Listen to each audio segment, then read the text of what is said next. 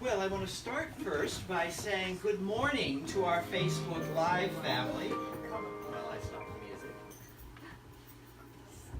All right. So I want to welcome our Facebook Live family. We are here at Center for Spiritual Living Greater Boston, which is coming to you today from 50 Dudley Street in beautiful Cambridge, Massachusetts. I am Rev G. Stewart, and I, along with Reverend Ed Tansey, are privileged to be the founders and spiritual leaders of this amazing and powerful community of wonderful spiritual family. Yes. So at this center we learn to practice the science of mind philosophy, which is the study of life and the nature of the laws of thought. I invite you, those at home who have never been here, to certainly come in and join us, and we would certainly love to feel your energy with us in the morning.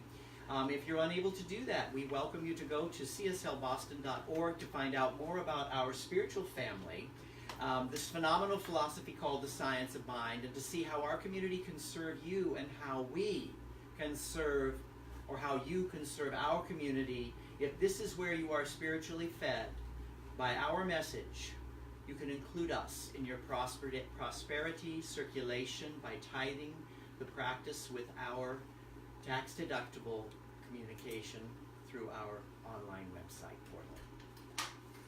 So,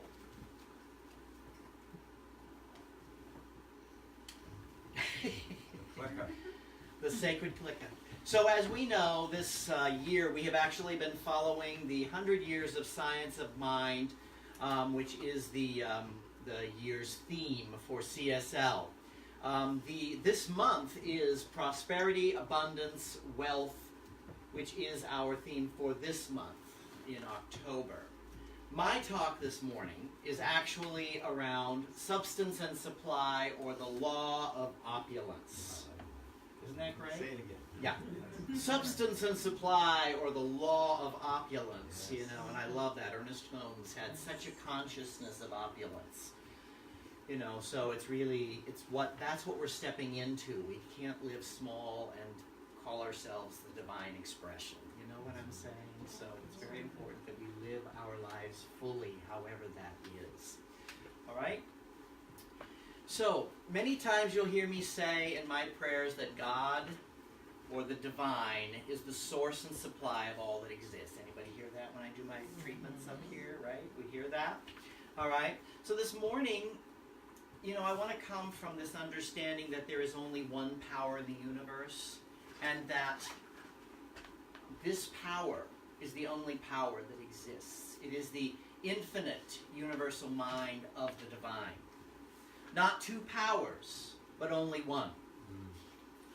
So many times you hear that we in New Thought are all about the material things. Anybody hear that? You know, oh, we're so materialistic. All we do is treat for things. I want my things, right? That's what we hear. We hear that a lot in this teaching.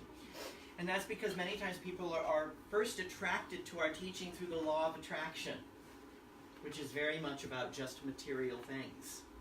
But there's more to it. When you find that you come and you learn more, you realize there's way more to it than just the law of attraction. Because you can be attracting things, but they're not fulfilling you because you're not going for the experience. You're going for the thing, and the thing doesn't always bring us what we want. Does that make sense? Yes. All right. So, and Ernest Holmes reminds us that this is coming from the error of thinking that material things are somehow not divine or a part of God. Because they are. If we say here that everything is God, then we can't say that everything is God except for that chair over there. It's not God. It would make no sense. House divided against itself can't stand, right? So we have to realize that. So Deepak Chopra says, the source of all creation is pure consciousness, pure potentiality seeking expression from the unmanifest to the manifest. So from the invisible to the visible form. And when we realize that our true self is one of pure potentiality, we align with the power that manifests everything in the universe. We align with the power that manifests everything in the universe. So what is this power? What is he talking about here? What is this thing that manifests everything in the universe? Anybody have any idea? Huh? Source. The divine, the infinite, the universal, all of those. Absolutely. Absolutely. That's the source that we're always using, whether we are conscious of it or not. And many of us have been there where we were unconsciously creating a life that didn't serve us, right? We've all been there. I don't want to be there anymore. Although we do find ourselves there again. Do we beat ourselves up if we're there again? No. Okay, now. We're going to talk. Rewind. Redo. Well, yes and no. How's that? Is yes and no a better thing? Well, I think that we have that response, but that's not the correct response. Right, exactly, yeah, and that's exactly it. Yes, because it can be a yes and no, because we do tend to beat ourselves up, right? It's like, oh, I should have. Oh, was I thinking? Why did I do that? You know, whatever it is. But we can get beyond that, can't we? Yes, we can, and that's what it's all about. So after we maybe do a little bit of self, deprecation and beat up, then we can say, wait a minute, I'm a divine child of God. I don't need to be there, right? Yes. So that's what we're talking about here. So this is the infinite mind, the universal intelligence, or simply God. Although for some people, I know the word God can be uncomfortable. And that's okay too, because we don't care what you call it. We have no dogma. Maybe our spiritual mind treatment's the only dogma we might have, but that would be it. Because we don't have any other dogma. Everything is absolutely open because the divine is everything. And so we have to really embrace that and live in that. So, again, I don't personally care what you call it. All I care is that you realize that you are using it all the time, no matter what. Even when I choose not to choose, I'm choosing in the universe. So the universe has either given us what we ask for, or it's given us what we may unconsciously be asking for, right? So it's about consciousness. It's about being in that consciousness. As a matter of fact, this power is breathing you right now. It is breathing you right now. Think about that. The divine is breathing you right now. Doesn't it make your breath different thinking about that? How you breathe? You breathe more fully.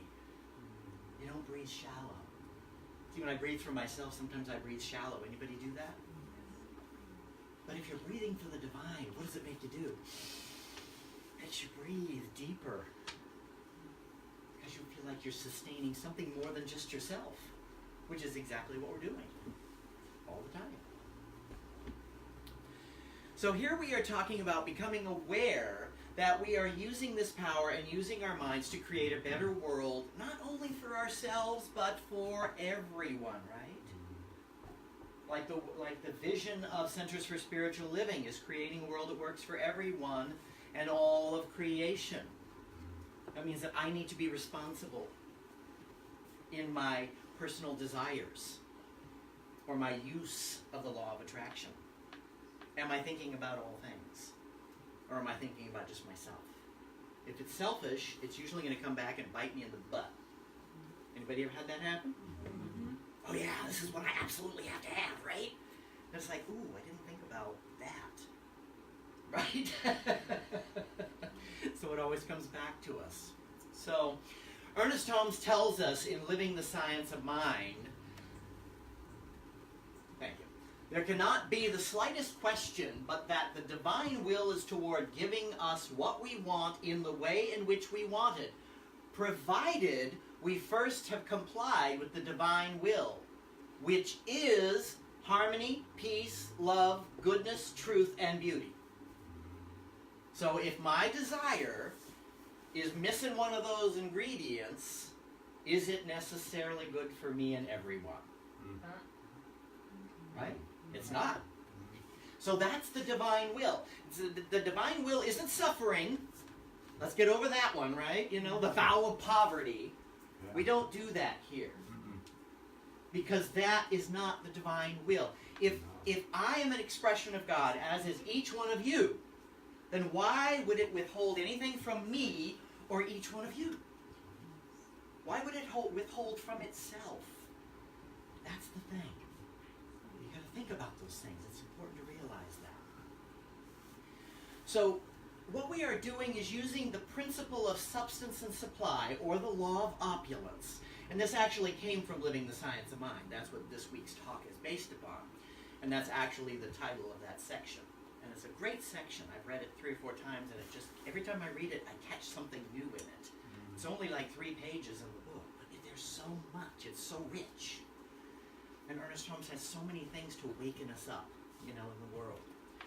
So this is about how we create a world that works for everyone and all of creation. We can use the divine will as a barometer for our co-creation of the material things that we may desire in our life. How does that sound? Let's use that divine will as our barometer. Am I moving in a place where I'm loving all things around me? When I make my desires known to the universe. I heard that, Betty. Yes.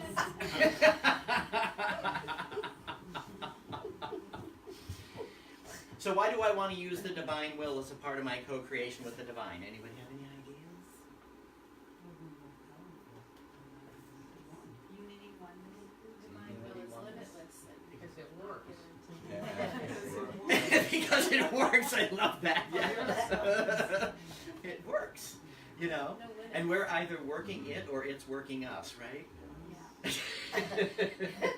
And I'm a little tired of it working me. So I'm going to work it. I'm going to use this power for the good of not only myself, but for all around me. Because that's what this is all about. So, I think that Florence Scovel Shinn explains this wonderfully in this following quote. The game of life is the game of boomerangs. Our thoughts, deeds, and words return to us sooner or later with astounding accuracy. I've been there, done that. Anybody else? Right? Astounding accuracy. This is a woman from a long time ago. And to come up with that, with astounding accuracy, is just like, yes, exactly. So, this game of boomerangs is happening not only to us, but all of humanity. Even our president. The law of boomerangs does not choose differently from each one. So I don't have to worry about the boomerangs that he may be throwing, or anyone else might be throwing. I need to worry about my own boomerangs. Because their boomerangs are going to return to them with astounding accuracy. That's trusting the law to do what it does. And it will do it all the time. The reciprocal nature will always bring back to us what we're putting out into the world. Thank you. So again, I have to worry about the boomerangs that I'm throwing in my life. After all, I am the only one that truly has any control over anything in my life. And I don't have control over you. I only have control over me. So where do I need to start when I'm trying to shift or change things in my life? Moi. I always say that if there's like really crappy things happening to you everywhere you go, I hate to break it to you, there's one commonality. You are there. Yeah. So it's the truth. It's the truth. And it's like, do we really realize that sometimes? So we have to stop.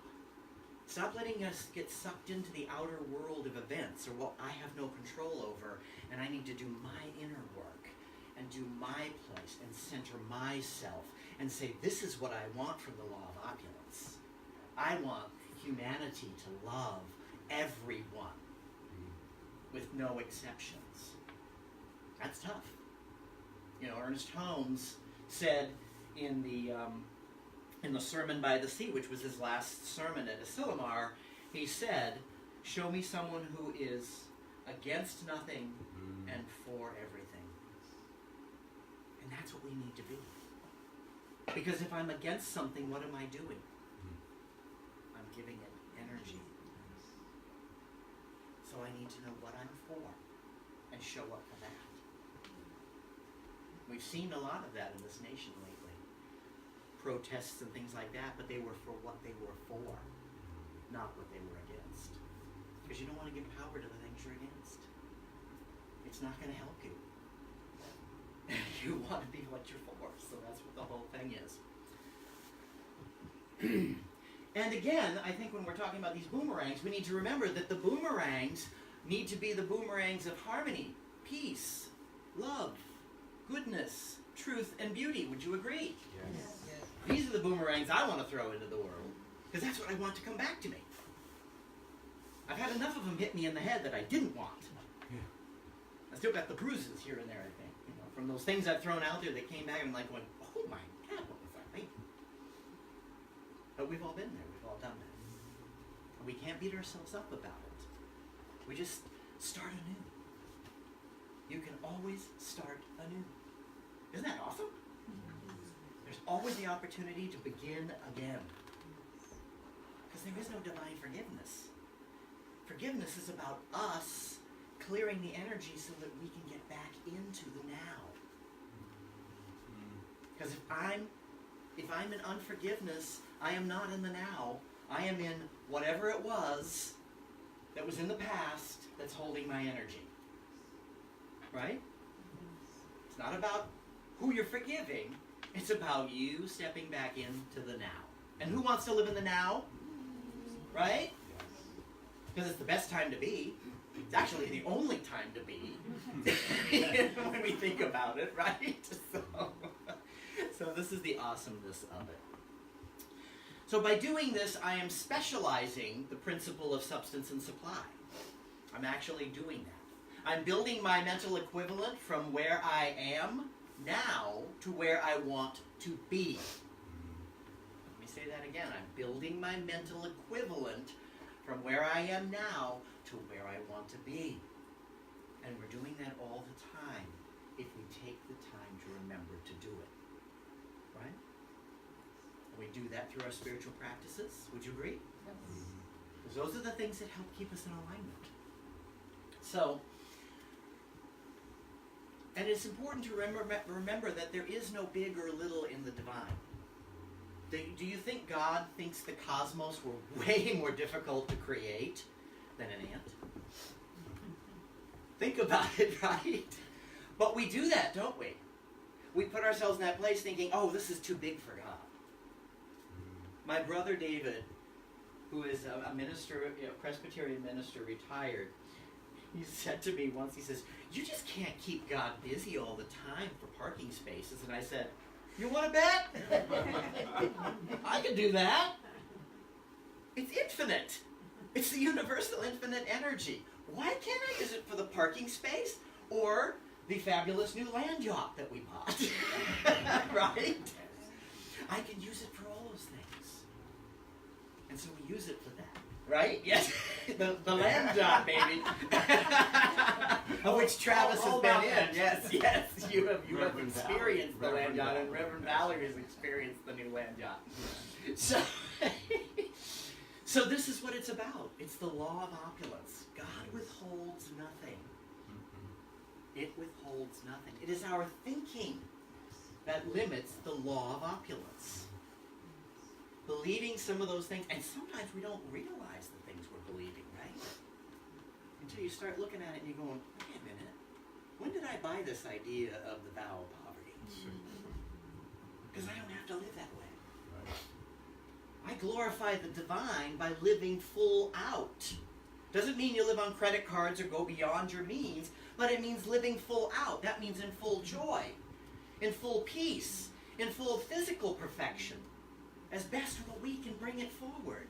Or even if we're experiencing something less than physical perfection on the human level, we realize that in the divine, my expression, whether it be ill or well, is perfect. Right? And then I can choose something better. So let's choose something better. Would you agree with me? Are you about selecting new and better all the time? Wonderful. All right, so Ernest Holmes reminds us, we know that as far as the divine is concerned, it is always its will that we be self-expressed, for God is expressing through the expression of humanity. What is the expression of God that you're bringing forward in your life every day? That's the question to ask. Am I expressing God to its fullest level as me?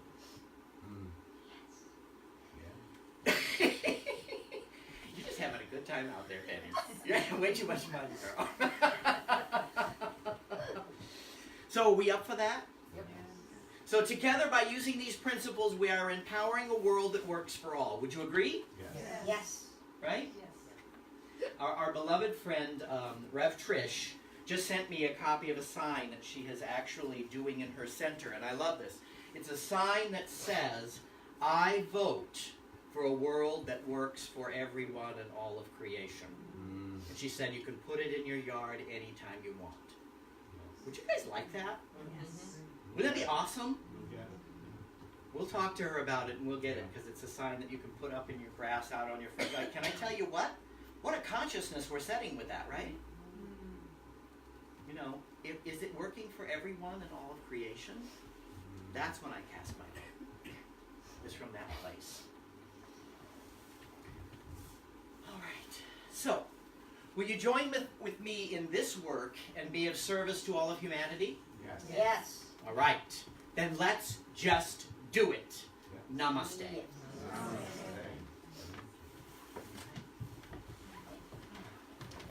Treatment? Breath treatment? Oh, I thought we were doing that. Channeling, after so the we're gonna. So, just coming to this moment of yes. The purpose of this treatment is for me to know that each one is the complete and absolute embodiment of yes. Knowing that there is only one yes, one law in the universe that is giving itself always. In every breath, in every moment, in every heartbeat of itself. This potentiality, this possibility is the flame everywhere present. And I am this flame. I am this fire of potentiality. And as I know this as the truth about myself, I know this as the truth about each one here present. Everywhere. Each one is this flame. This fire of possibility and potentiality. This is who each one is. In a universe that is for good, that is for greatness, in each and every place that each and every one of us is touching it. It is quivering. It is quivering with the infinite expression of beauty, of love, of grace, of all that is divinely possible. And as each one is anchored and grounded and conscious of this choice, each one's life changes. As that sacred yes is said again and again, for good, for the greatest good for all, for a world that works for all. I am grateful. Grateful to know this truth, to feel and sense this as the reality right here and now. I release this word into the law of life, knowing that it has been given. It is the birthright of each one present everywhere. I let it be, I let it rest, I say amen, and together we say, And so it is. Awesome. All right. You guys feel like an affirmation this morning? I love affirmations. All right, here we go. Here's our affirmation. Let's read it together. I am grateful that the universe provides through me, as me, and is me. Let's say that one more time. I am grateful that the universe provides through me, as me, and is me. Isn't that beautiful? Awesome. Well, I added to what was already there. Oh, okay. He was asking who did that. Who did that? Who did that? Who done that? All right, so